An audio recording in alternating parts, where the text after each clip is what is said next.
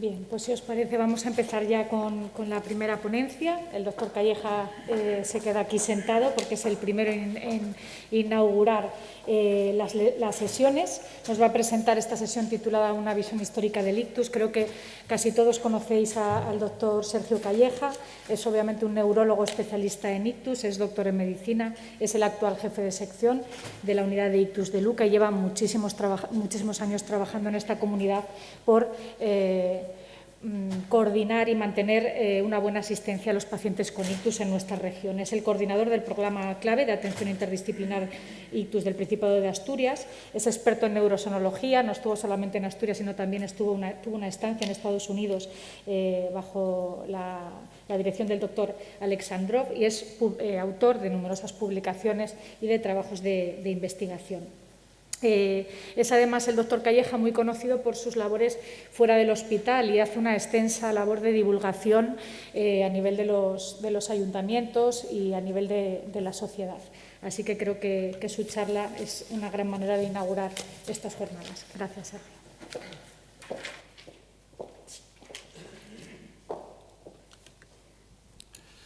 Bueno, muchas gracias y buenos días otra vez.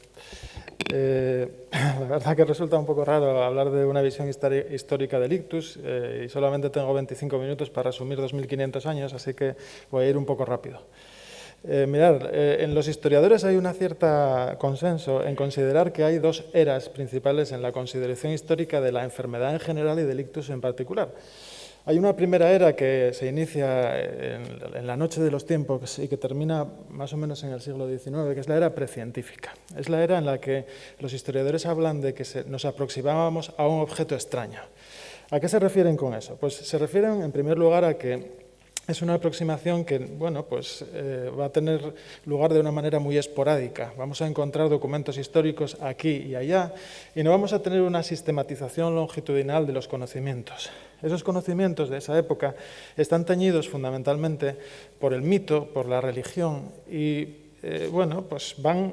si queremos establecer un hilo conductor, seguramente lo vamos a conseguir, pero con hiatos de muchos cientos de años entre cada uno de esos eventos. Como todas las enfermedades, la línea argumental del ictus empieza con Hipócrates, que fue el primero que allá en el año 400 a.C., más o menos, hizo las primeras observaciones con respecto a pacientes que tenían los mismos síntomas que los que tenemos ahora.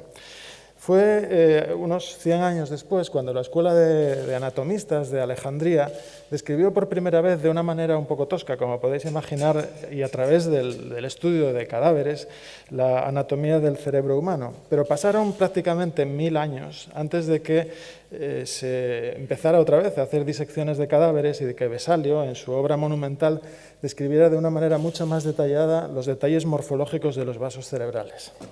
Los siguientes 300 años fueron, lo que os digo, una descripción aquí, otra allá, cada vez más frecuentes realmente, de manera que en 1600 es la primera vez que se pone de manifiesto algo que para nosotros hoy resulta evidente, y es que hay una correlación entre la obstrucción o la patología de los vasos cerebrales y el reblandecimiento cerebral, que era como se conocía entonces a lo que se encontraba en el cerebro de los que habían tenido un ictus. En 1664 tiene lugar probablemente el último evento de descripción anatómica de los vasos, que es la descripción del famoso polígono de Willis por Thomas Willis, y luego pues hay una cascada de nombres que van a ir añadiendo información: Falopio, Morgagni, Linneo, John Chaine. De esta manera se va conociendo, por ejemplo, que el ictus hemisférico izquierdo va a producir un defecto de movilidad en la parte derecha, se va a ir conociendo la circulación colateral.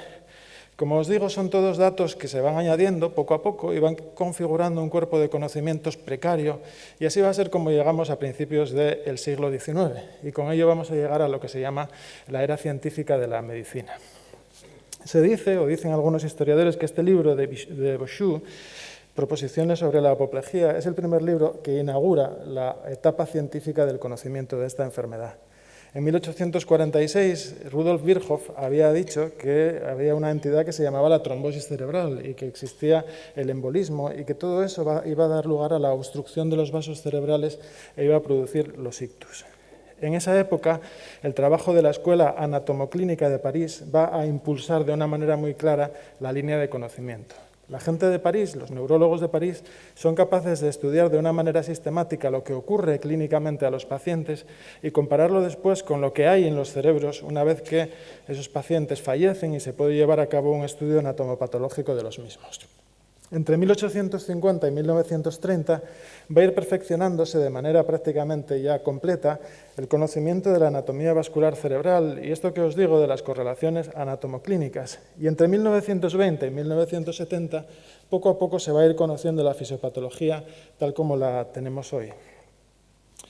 Mirad, esta figura es una figura clave en el desarrollo de la neurología vascular a mediados del siglo XX. Este hombre se llamaba Charles Miller Fisher.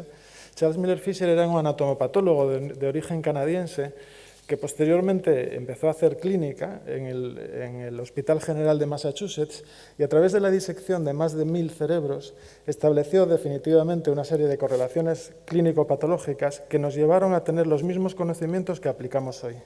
Charles Miller Fisher dijo que la arteriosclerosis y la lipohialinosis eran la causa de la mayor parte de los ictus. Y de esa manera, los conceptos anteriores de que los ictus eran producidos por vasoespasmos o por problemas hemodinámicos prácticamente se esfumaron.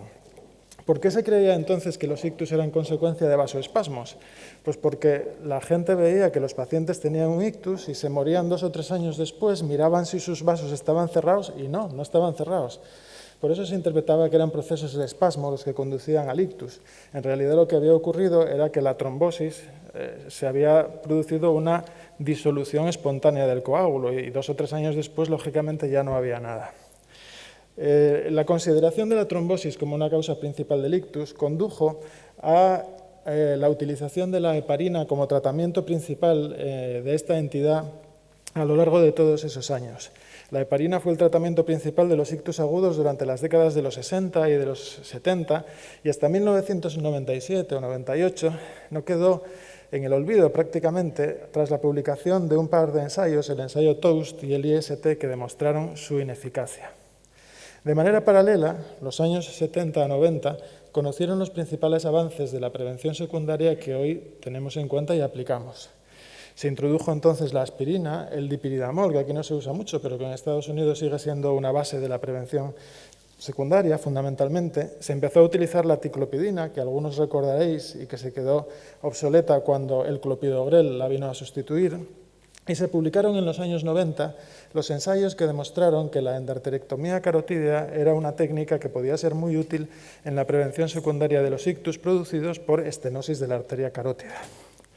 En aquel tiempo se llevó a cabo el que muchos conoceréis, el estudio Framingham, el cual siguió a muchísimos pacientes de una área rural americana durante varias décadas y pudo establecer de esa manera el papel de una serie de factores de riesgo vascular que hasta entonces no estaba muy claro qué papel desempeñaban. En el estudio Framingham quedó claro que el cardioembolismo por fibrilación auricular era una causa principal del ictus y en aquellos años, en los 80, en los 90, se publicaron los primeros ensayos exitosos con la anticoagulación como prevención secundaria.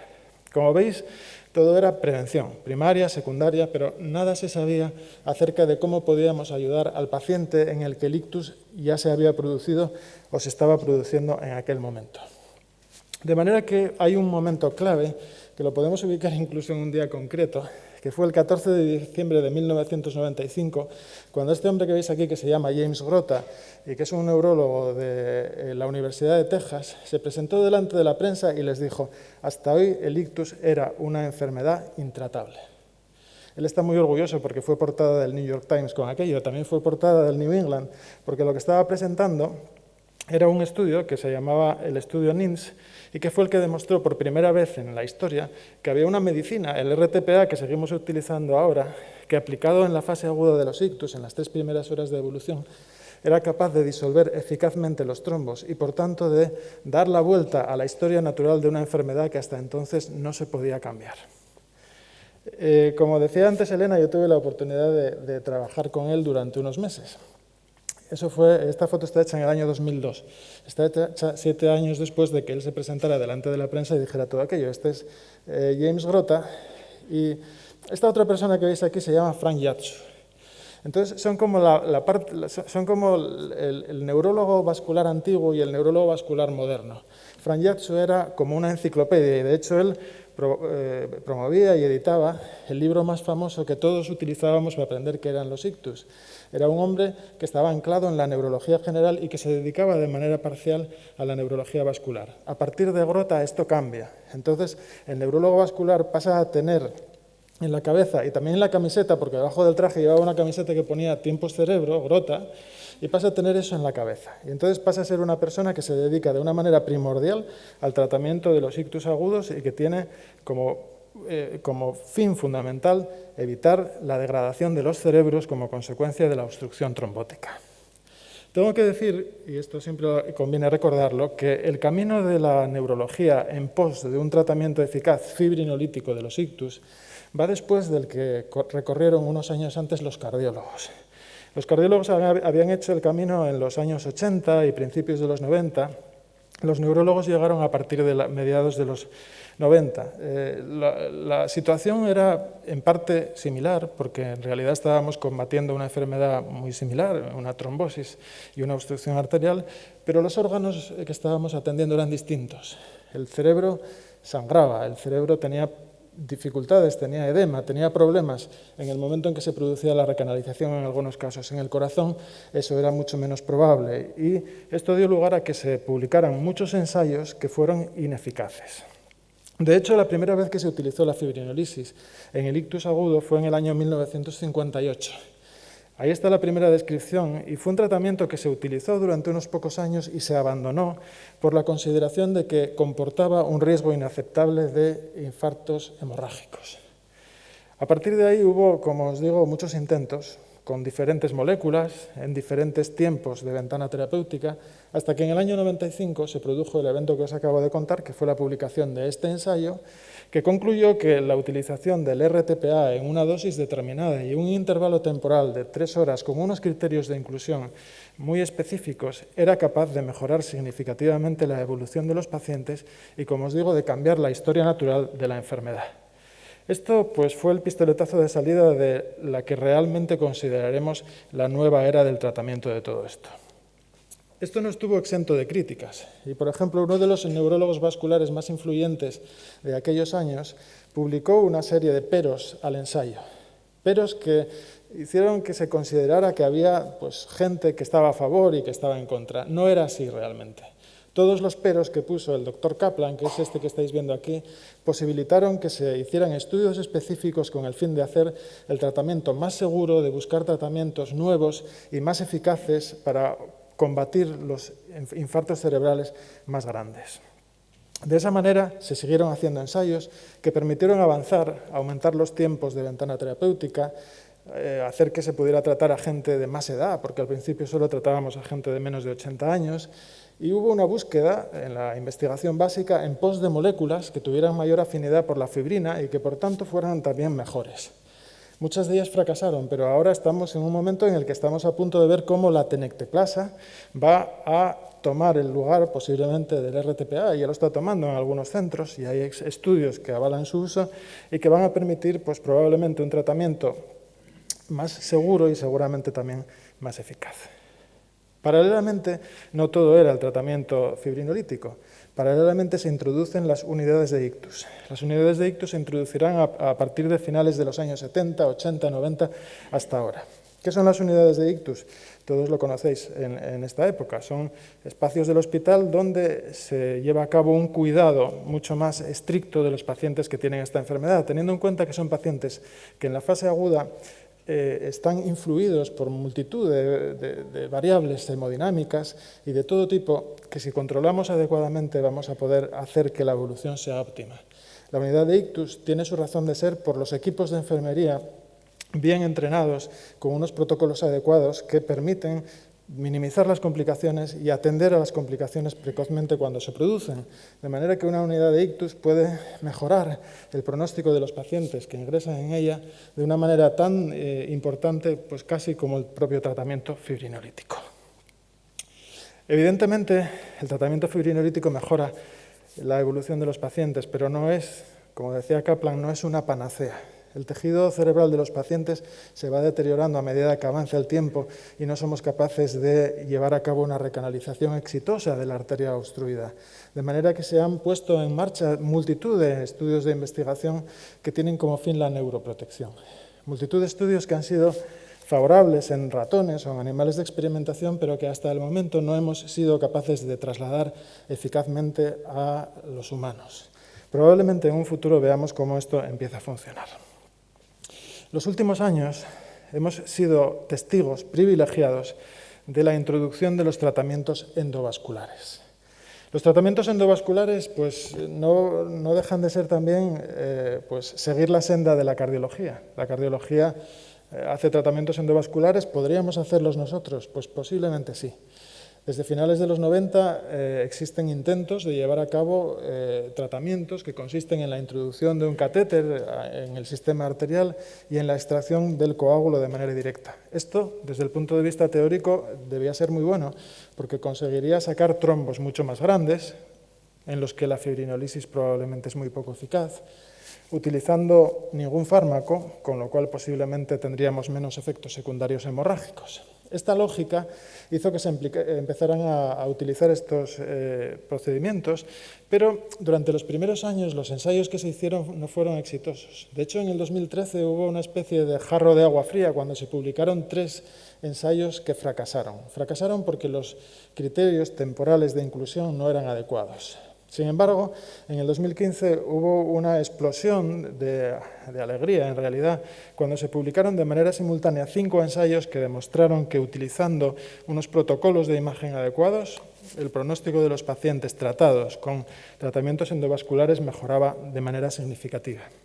En ese momento, las sociedades científicas, tanto americanas como europeas, recomendaron este tratamiento y a partir de ahí se ha venido imponiendo como un tratamiento de primera línea que ha permitido una mejoría muy notable del pronóstico de los pacientes en fase aguda. Estaréis preguntándoos qué hacía el doctor Grota durante todo este tiempo. Pues estaba caminando poco a poco hacia la jubilación. Cuando se jubiló dijo, hostia, es que me voy a aburrir la hostia, pensó el doctor Grota. ¿Y qué puedo aportar yo a la sociedad?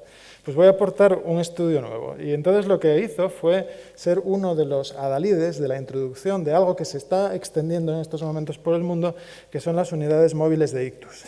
Las unidades móviles de ictus, la primera existió en Alemania y la primera de los Estados Unidos la promovió Grota en la ciudad de Houston. Lo que hacen es meter en la ambulancia un escáner. Y de esa manera lo que van a hacer va a ser posibilitar el tratamiento de los pacientes en intervalos temporales muy breves. Es decir, la ambulancia llega a la puerta de la casa del paciente, el paciente entra en la ambulancia, hacen el escáner, por un sistema de telemedicina contactan con el servicio de urgencias y hacen la fibrinólisis ahí directamente.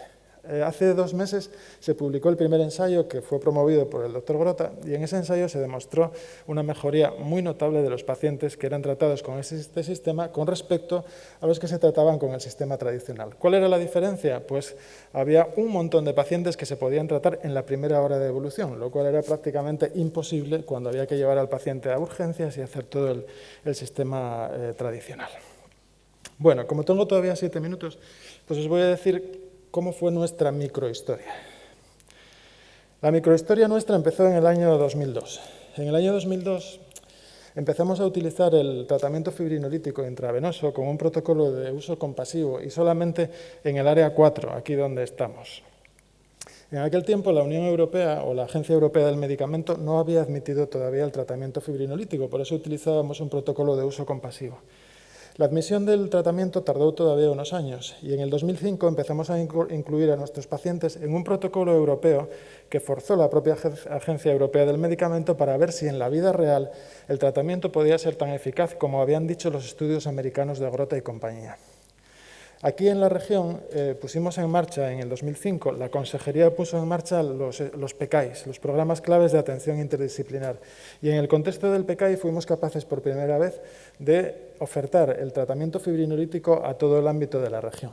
En el 2006, unos 10 años antes de que la evidencia lo respaldara, hicimos el primer tratamiento de trombectomía mecánica. Fue una trombosis de la arteria basilar de una señora de Cabaña Quinta que fue muy exitosa. Y en el 2008 tuvimos la primera unidad de ictus en el Hospital de Cabueñes. En aquel momento Cabueñes todavía no participaba en los tratamientos fibrinolíticos de fase aguda, cosa que empezaron a hacer en el año 2009. Con todo ello, a lo largo de los años, el número de pacientes que se pudieron beneficiar fueron aumentando, y no solo los que veis de rojo, que eran los del área 4, sino que empezó a beneficiar a gente de todas las áreas sanitarias. La publicación en el 2009 de la Estrategia de Ictus del Sistema Nacional de Salud fue un espaldarazo a lo que se estaba haciendo y facilitó que los diferentes avances científicos que se estaban produciendo se aplicaran a todos los puntos del país de una manera mucho más equitativa. En el 2010 se abrió la unidad de Ictus de Luca y bueno, pues se fueron publicando nuevas versiones del código Ictus. La versión de 2013 introdujo una novedad muy importante y ahí la participación del SAMU fue absolutamente decisiva, con el fin de poder empezar a hacer un cribado de los pacientes en función de su gravedad en el domicilio, en el sitio donde estaban y donde se les atendía en primera instancia. De esa manera dividimos la región en dos grandes zonas, una que dependía de Cabueñes y otra que dependía de Oviedo para la fibrinolisis, mientras que todos los candidatos potenciales a trombectomía empezaron a venir a Oviedo. En el 2015, como os decía, se publicaron los grandes ensayos que dieron el espaldarazo a la trombectomía mecánica y en el mismo año aquí abríamos la Escuela de Ictus, de la que estamos bastante orgullosos. Con todo ello, el número de pacientes beneficiarios fue aumentando y la unidad de Ictus tuvo que ser ampliada en el año 2017. En 2018 se implantaron los sistemas de teleictus, que nos permitieron atender mejor a las áreas periféricas. Y en el 2019 se publicó la última versión del código Ictus y la Consejería sacó una aplicación que yo creo que es muy útil con el objeto de mejorar la atención de los pacientes sobre el terreno. Finalmente, en el 2020 publicamos el protocolo regional de ictus hemorrágico, que creo que ha sido un avance importante, que no lo tienen en la mayor parte de las regiones, desde el punto de vista de dar equidad a la atención de este subgrupo de ictus, los hemorrágicos, que siempre se han quedado un poco detrás porque no existen realmente grandes avances en su tratamiento. En todo ello ha jugado un papel muy importante, en los últimos tiempos sobre todo, el equipo de trombectomía. Este era el primer equipo, el de 2006, y este es el equipo más reciente. Gracias a ellos, como un elemento más, evidentemente, de toda la cadena de atención, el número de pacientes beneficiarios de tratamientos en fase aguda ha ido aumentando de una manera exageradamente buena a lo largo de los últimos años. Y no quiero dejar de contar en esta historia la importancia de la organización de la sociedad civil y particularmente de los pacientes y de sus familias a la hora de intentar luchar por avances en este terreno. Primero fue la asociación ADIPA, que luego dejó de funcionar, luego fue la asociación SOS-Ictus y en los últimos años ha sido la asociación ASICAS la que ha intentado mejorar la vida de estos pacientes, reivindicar mejoras de atención, proporcionar tratamientos que muchas veces el sistema público no era capaz de proporcionar y de esa manera actuar como un pilar fundamental en los avances que hemos tenido y que podamos tener en el futuro en este campo. ¿Cómo será el futuro? Tengo que decirlo porque tengo una charla de historia, así que ¿cómo será el futuro? Pues no tenemos ni idea. No tenemos ni idea, pero si yo tuviera que decir cuál es el reto principal sería teñir este mapa del mismo color. Este mapa es el mapa de la mortalidad del ictus en el mundo. Los que veis más oscuros son los que tienen más mortalidad. En África no hay ni datos. En África no hay ni datos, ni fibrinolisis, ni trombectomía, ni nada. Digamos que la lógica del sistema capitalista neoliberal pues impone esto. Cambiar esto sería el principal objetivo. Llevar los avances científicos que existen a todos los rincones del planeta sería el principal objetivo. Y en los países que están con colores mejores tampoco hay una equidad perfecta. Conseguir esa equidad sería el principal objetivo, desde mi punto de vista. Y quiero terminar la charla poniendo la diapositiva que yo creo que es más importante. Hay muchos a los que llaman héroes, los que sacan el trombo, bueno, muchos. Pero yo creo que los héroes están en la habitación del paciente. Están ahí sujetándole los pies. Son los propios pacientes, los cuidadores y los familiares. Si queréis saber de ictus, probablemente al final de esta jornada vais a saber mucho más. Pero si queréis saber más todavía, ver esta película de Haneke que se llama Amor. En ella sabréis lo que pasa cuando le dais el alta al paciente y se va por la puerta del hospital. Seguramente en atención primaria lo saben mejor que nosotros. Y nada más. Muchas gracias por la atención y seguimos.